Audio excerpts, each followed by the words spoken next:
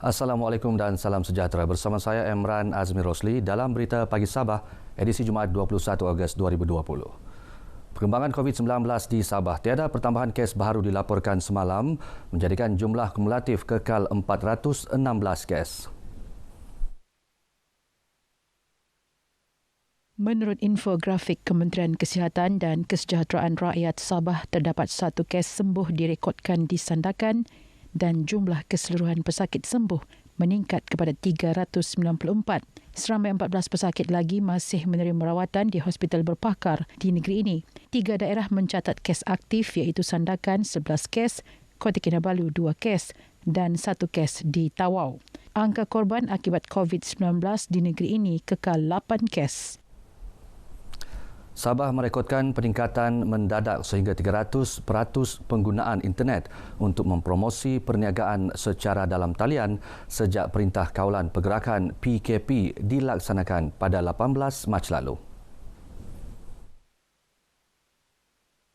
Naib Presiden Dewan Perniagaan Melayu Malaysia di PMM Pusat Amir Hamzah berkata, peningkatan mendadak itu memperlihatkan usahawan di Sabah memanfaatkan sepenuhnya platform e-dagang dalam memasarkan produk mereka. Kami di Dewan Pusat merasakan inilah peluang terbaik dan masa terbaik untuk semua usahawan Melayu Bumi Putera untuk bersama untuk menggerakkan ekonomi Sabah ni. And this is the right time. Beliau ditemui media selepas melancarkan mesyuarat agung penubuhan cawangan di PMM Negeri Sabah di Pusat Konvensyen Antarabangsa Sabah SICC, Kota Kinabalu. Sementara itu, yang dipertua di PMM Sabah yang baharu Dato' Awang Syam Amit yakin penjenamaan semula di PMM Sabah akan memperkasakan lagi ekonomi peniaga Bumi Putera. Dewan Melayu Malaysia Negeri Sabah satu-satunya dewan yang ada keupayaan untuk membantu ahli-ahlinya. Yang penting komitmen daripada ahli-ahli ini mesti ada. Saya yakin bahawa dewan ini mampu menjadi salah satu medium ataupun sebagai salah satu ejen untuk menyalurkan segala peluang-peluang yang disediakan oleh kerajaan daripada pusat maupun daripada negeri Sabah, juga bantuan dana. 100 peniaga Melayu hadir dalam majlis ini. Seramai 150 belia yang layak dipilih menyertai projek perintis ternakan ikan dalam sangkar di Semporna, Kunak dan Tuaran. Mereka terdiri daripada 90 belia di Semporna, 20 belia di Kunak dan Tuaran 40 belia. Menurut Timbalan Pengarah Jabatan Perikanan Negeri Azhar Kasim, peserta terlibat akan menerima 12 petak sangkar berkeluasan 10 kaki persegi serta diberikan lesen pendudukan sementara TOL. Manakala pihak Jabatan Perikanan bertanggungjawab menyediakan khidmat nasihat dan teknikal, benih ikan, pukat serta peluang pasaran. Tindakan susulan juga, kalau projek ini yang kita lihat berjaya, kita akan terus projek ini ke fasa yang kedua untuk daerah-daerah lain lah. Daerah lain seperti Sandakan yang sudah kita memang kenal pasti sesuai, Lah Datu terutama Silam dan juga Pantai Barat kita tidak lupa Kota Belud dan Kuala Penyu.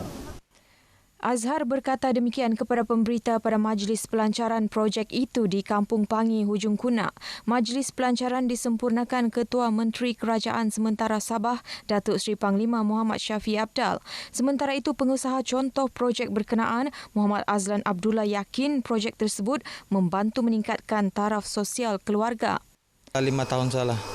Jadi hari itulah 50,000 ekor. RM4 satu ekor. Dalam masa 3 bulan. Sebulan mungkin dalam 66K. 3 bulan tu dia 200K lebih lah. Muhammad yang mengusahakan projek ternakan kerapu hibrid dan siakap sejak 5 tahun lalu itu, kini mengusahakan ternakan ikan dalam sangkar di kawasan laut terbuka di Pangi, Hujung Kunak.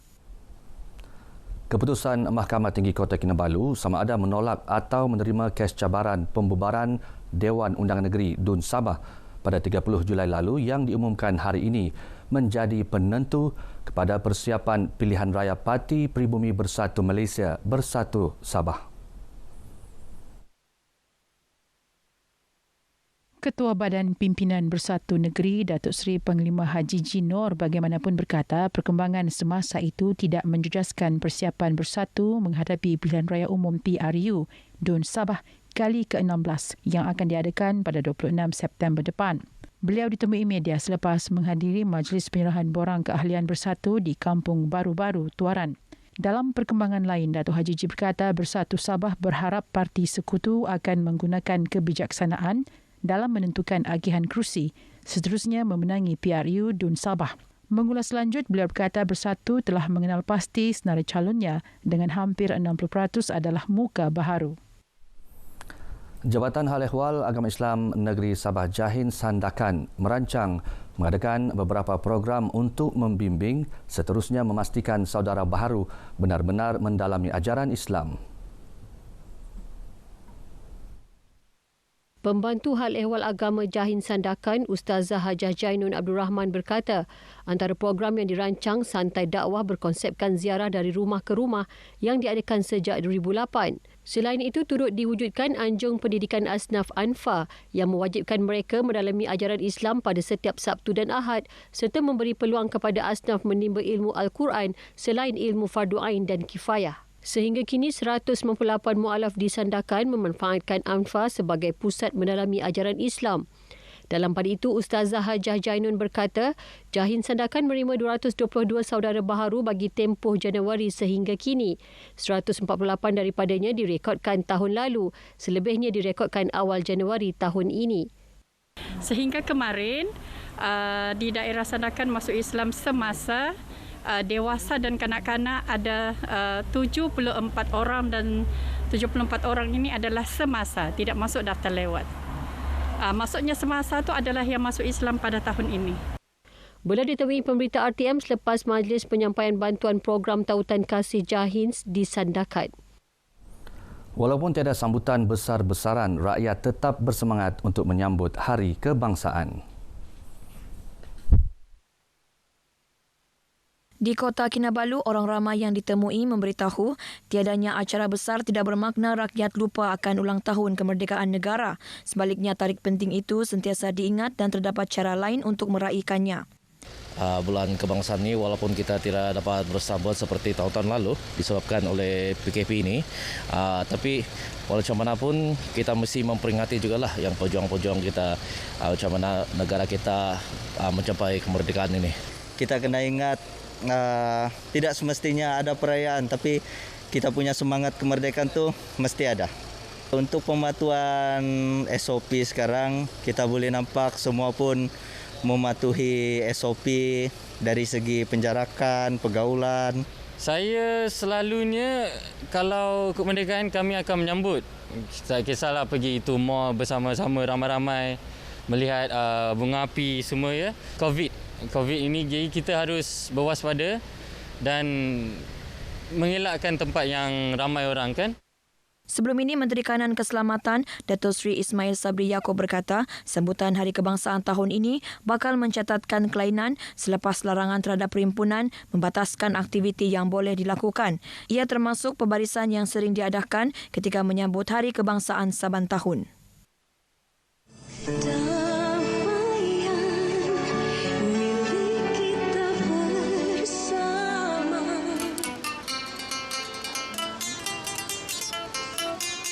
Okey, Assalamualaikum.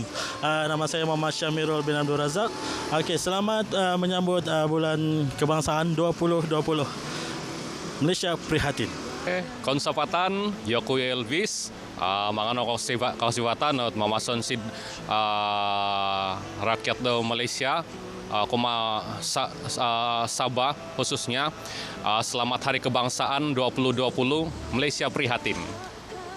Assalamualaikum, saya Muhammad Nazri ingin mengucapkan selamat Hari Kebangsaan 2020. Malaysia prihatin. Saya bangga jadi rakyat Malaysia menyambut Merdeka 2020. Malaysia Merdeka prihatin. Saya Muhammad Alfian bin Gandhi, berasal daripada Kota Kinabalu, Sabah, ingin mengucapkan selamat menyambut Hari Kebangsaan 2020. Malaysia prihatin.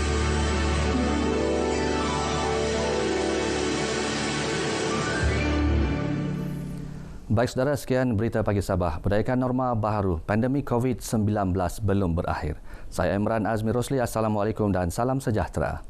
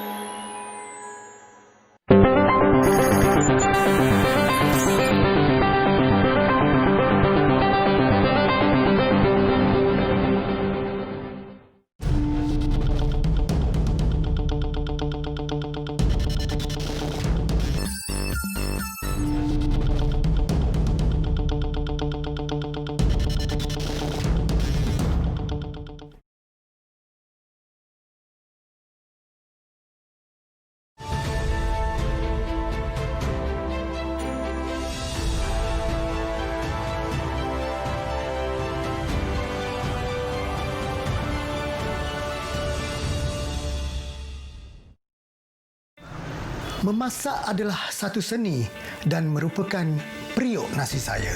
Saya bangga mewakili Malaysia dan peluang keemasan ini menjadi perangsang untuk terus meneroka kaedah baru dalam mempersembahkan masakan tradisi tapi dengan suntikan kontemporari.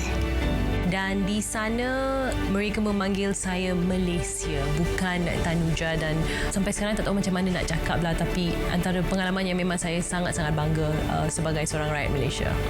Malaysia adalah rumah saya, cinta saya dan maruah saya. Saya bangga menjadi anak Malaysia. Saya telah meneroka ke pelbagai negara untuk tugasan fotografi. Namun, saya sedar bahawa tiada tempat yang seindah tanah air sendiri. Malaysia telah banyak berjasa kepada saya dan saya ingin membalas budi baik itu kepada negara.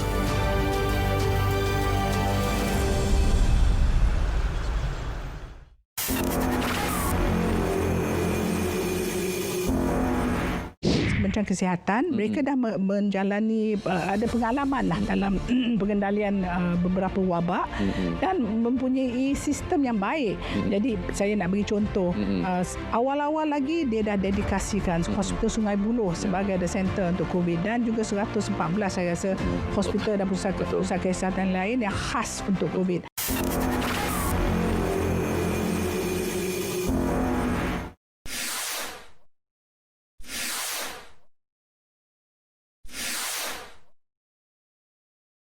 Merdeka itu bukanlah sesuatu yang mudah untuk kita nilai. Kerana ia memerlukan pengorbanan yang besar. Bukan sahaja usaha dan tenaga. Hargai dan sayangi tanah air kita.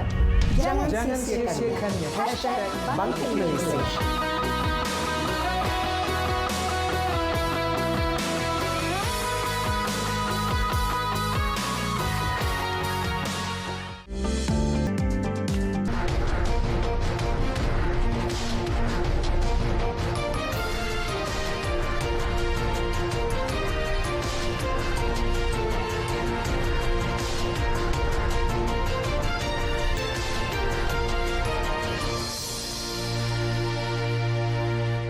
Salam sejahtera dan salam hormat, bersama saya Vanessa Mering dalam Berita Pagi Sarawak edisi Jumaat 21 Ogos.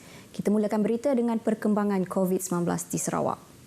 Satu kluster baru iaitu kluster alam telah diisytiharkan di Sarawak semalam setelah 4 daripada kru kapal yang berlabuh di Pelabuhan Bintulu disahkan positif COVID-19.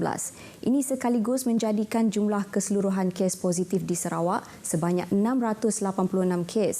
Menurut kenyataan Jawatan Kuasa Pengurusan Bencana Negeri JPBN Sarawak, kapal tangki minyak yang berdaftar di Pelabuhan Kelang itu mempunyai sejarah pelayaran ke Pelabuhan Toyama Shinko, Jepun bermula 27 Julai hingga 1 Ogos sebelum singgah di Pelabuhan Labuan pada 10 Ogos lalu.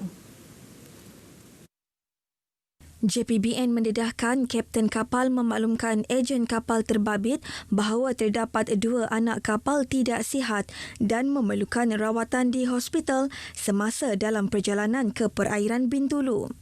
Siasatan awal menunjukkan kluster berkenaan berpunca daripada jangkitan luar negara. Ia berkemungkinan dibawa oleh kru yang mendaftar ke atas kapal terbabit semasa singgah di pelabuhan antarabangsa. Siasatan lanjut ke atas kluster alam ini masih dilakukan dan pengesanan serta saringan terhadap semua kontak sedang giat dijalankan. Kluster yang direkodkan di Bintulu ini dikategorikan sebagai kes import melibatkan 2 warga tempatan dan 2 warga negara Filipina dan India. Sementara itu, kluster Pasar Sutong diisytiharkan tamat semalam selepas tiada rekod kes baru dilaporkan dalam tempoh 28 hari selepas kes terakhir. Setakat ini, 7 kluster di negeri ini masih aktif dengan melibatkan 59 orang.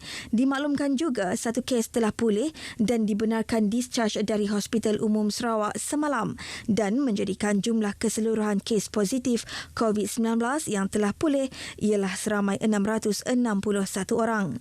Manakala 6 orang masih menerima rawatan dalam wad isolasi hospital. Jumlah kematian akibat COVID-19 di negeri ini kekal 19 orang. Semalam turut dilaporkan 17 pesakit dalam siasatan baru dan 4 kes masih menunggu keputusan ujian makmal. Sementara itu, semalam polis Diraja Malaysia telah mengeluarkan 14 notis kompaun kerana tidak mematuhi garis panduan ditetapkan.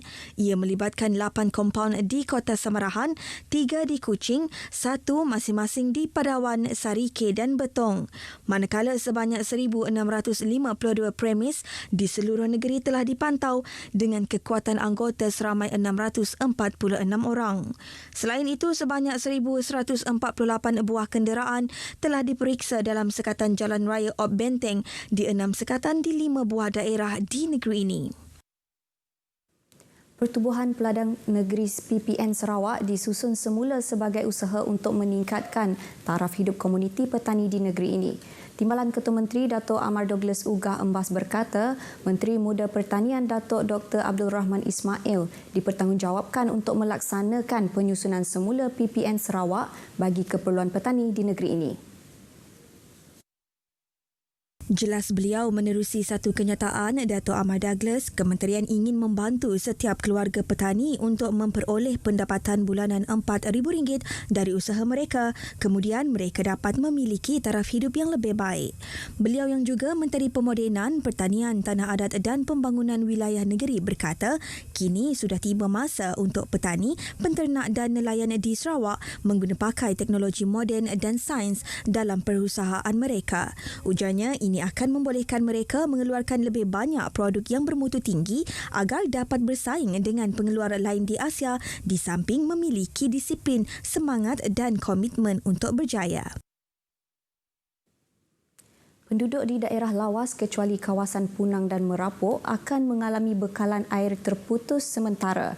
Menurut kenyataan media Jabatan Bekalan Air Luar Bandar Jebab, gangguan tersebut bermula pukul 8 pagi hingga 5 petang ini. Kenyataan memaklumkan tiada bekalan air sepanjang tempoh tersebut bagi memberi laluan kerja-kerja penyelenggaraan dan pembaikan paip utama bersaiz 700 mm. Pengguna dinasihatkan untuk menyimpan air dengan secukupnya serta berjimat-jimat untuk kegunaan harian. Pengguna jalan raya yang menggunakan Jalan Datuk Muhammad Musa Semarahan dinasihati supaya berwaspada dan berhati-hati semasa memandu di jalan tersebut berikutan kerja-kerja pembinaan pembentong sedang giat dilaksanakan sehingga 4 November depan. Jabatan Kerja Raya JKR dalam satu kenyataan memberitahu pengguna jalan raya diminta mematuhi setiap pengurusan trafik demi keselamatan dengan perhatian khusus apabila lorong jalan ditutup separuh. Adalah digalakkan untuk pengguna jalan raya memilih laluan alternatif sedia ada sehingga tamat kerja-kerja pembinaan ini. Pihak JKR bahagian Semarahan akan memaklumkan sekiranya terdapat sebarang perubahan pada tarikh, waktu atau kawasan yang terlibat dengan kerja-kerja tersebut. Pengguna jalan raya dinasihatkan merancang perjalanan di kawasan-kawasan yang terlibat. Pertubuhan bukan kerajaan berpangkalan di Sarawak, Radio Emergency Drone Sarawak REDS, kini bekerjasama dengan Malaysia Amateur Radio Transmitting Society MATS untuk mempromosikan rangkaian Radio over Internet Protokol ROIP di negeri ini. Presiden REDS Zainuddin Hamdan berkata, rangkaian itu tidak memerlukan pembinaan menara telekomunikasi baru atau pemasangan talian telefon tambahan tetapi hanya menggunakan platform selular.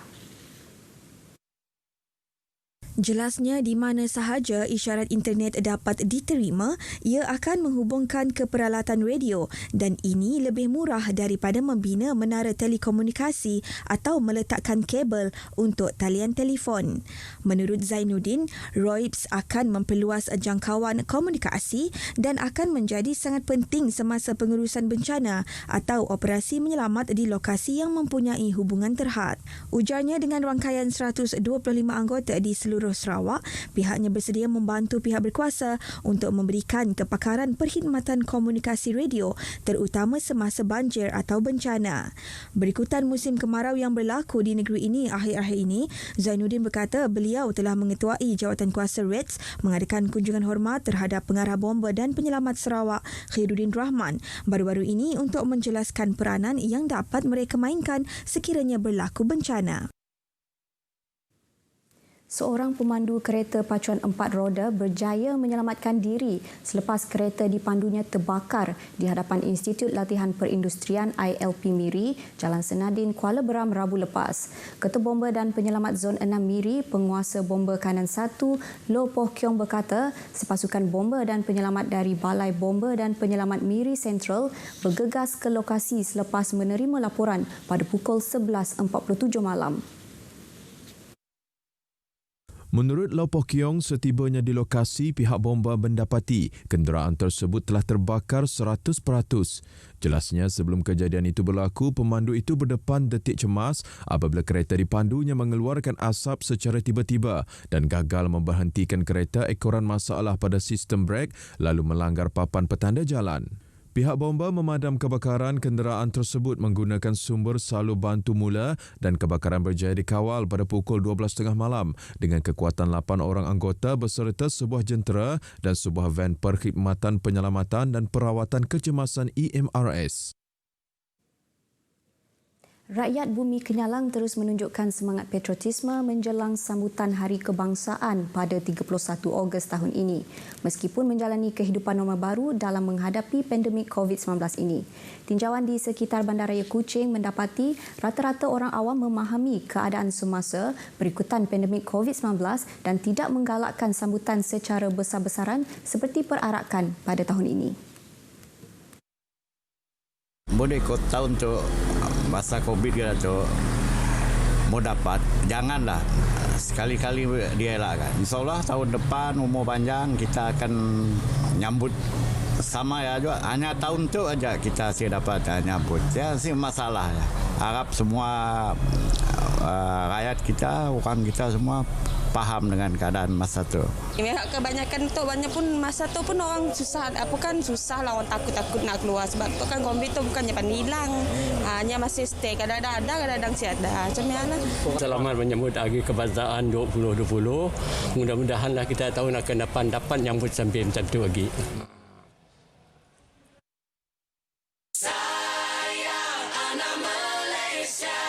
Semangat kebangsaan yang kita sentiasa ada dalam diri kita dikekalkan atau ditambah baik supaya kita sayang kita punya negara, sayang Malaysia, sayang negeri. Kita boleh menangkan semangatlah, kita gantung bendera dekat rumah pejabat, boleh gantung di premis-premis kan, di premis, di kedai-kedai boleh gantung. Selamat Hari Kebangsaan ke-63. Saya bangga jadi rakyat Malaysia. Sebagai rakyat Malaysia, marilah kita bersama-sama memeriahkan sambutan kali ini dengan norma baru walau di mana kita berada. Selamat menyambut Hari Kebangsaan ke-63. Saya bangga menjadi anak Malaysia. Selamat Hari Kebangsaan yang ke-63. Sejajar dengan tema Terlalu Tak Oniak, Malaysia Prihatin. Aku sangat berbangga menjadi anak Malaysia. Aku Kak Merik, selamat Hari Kebangsaan ke-63. Aku bangga jadi anak Malaysia. Dan selamat menyambut Hari Kebangsaan tahun 2020. Selamat Hari Kebangsaan 2020, Malaysia Prihatin. Selamat Hari Kebangsaan 2020, Malaysia Prihatin.